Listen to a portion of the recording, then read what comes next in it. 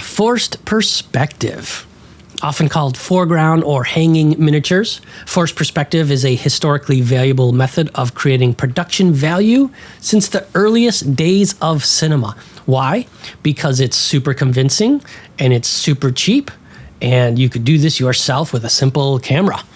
Forced perspective is a technique which employs, of course, the optical illusion of making an object appear further away or closer or larger or smaller than it actually is. It manipulates human visual perception through the use of scaled objects and the correlation between them and the vantage point of the spectator or the camera.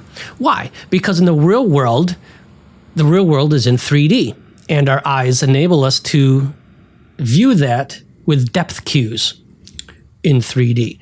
But on screen, you only have a flat height, a flat width, and everything is basically all on the same screen. So you can easily trick people into seeing depth or not depth that's not there through camera tricks.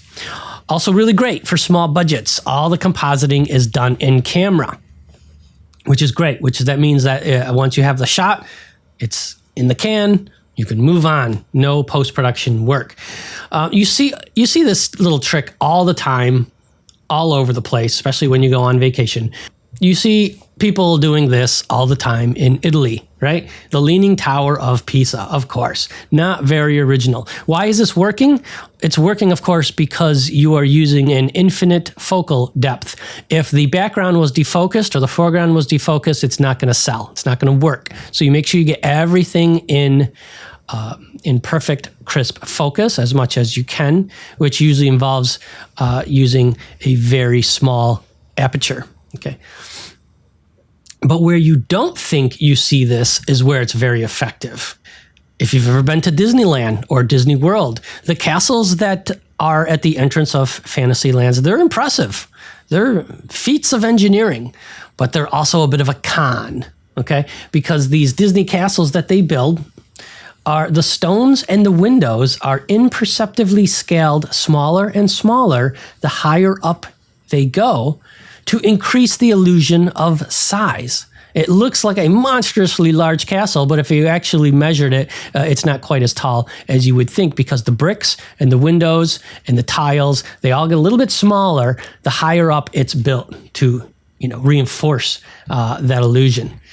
Here's another shot of a new castle. I believe that's from maybe Beauty and the Beast in Fantasyland. Beast's Castle from Beauty and the Beast, okay? And here is somebody actually working on it, okay? So it's forced perspective. It's the illusion of depth and scale at distance, right?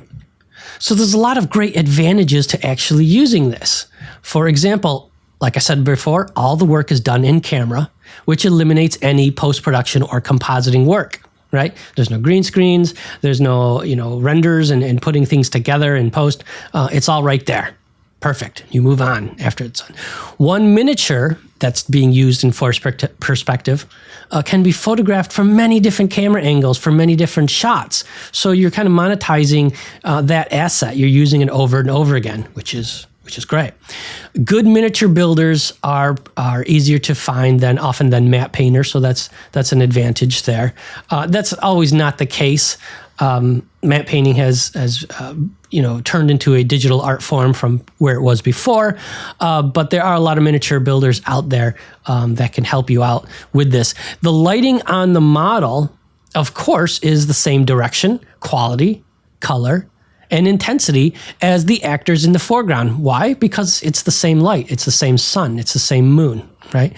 So you don't have to worry about, am I matching up my renders or my lighting to the foreground to the background, because it's all already right there. So it's already going to be perfect.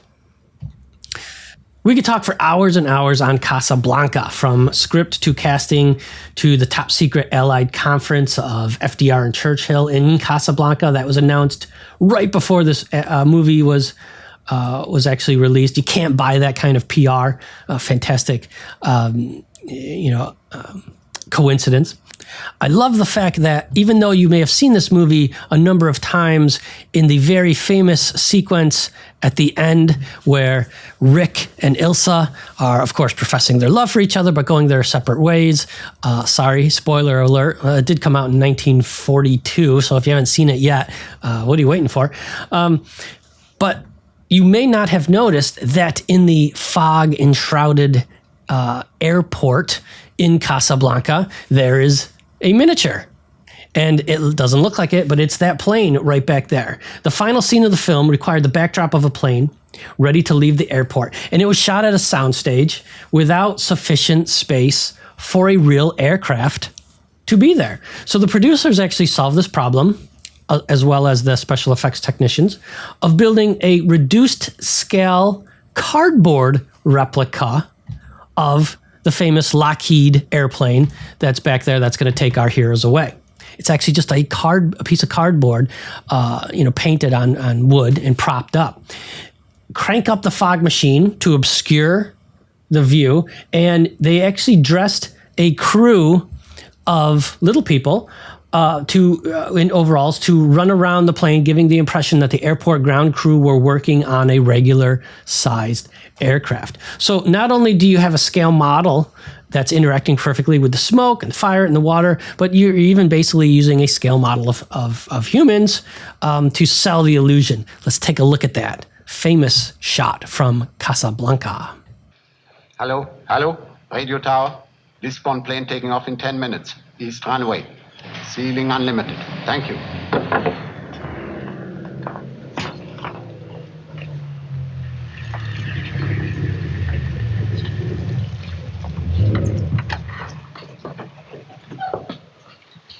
Louis, have your man go with Mr. Laszlo and take care of his luggage. Certainly, Rick. Anything you say.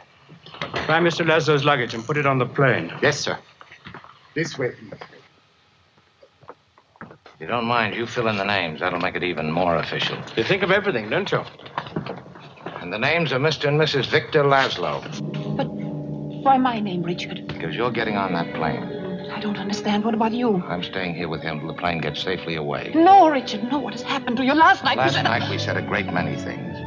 You said I was to do the thinking for both of us. Well, I've done a lot of it since then. It all adds up to one thing. You're getting on that plane with Victor where you belong. But, Richard, no, Now, you've got to listen to me. You have any idea what you'd have to look forward to if you stayed here? 9 chances out of 10, we'd both wind up at a concentration camp. Isn't that true, Louis? I'm afraid Major Strasser would insist. You're saying this only to make me go. I'm saying it because it's true. Inside of us, we both know you belong with Victor. You're part of his work, the thing that keeps him going.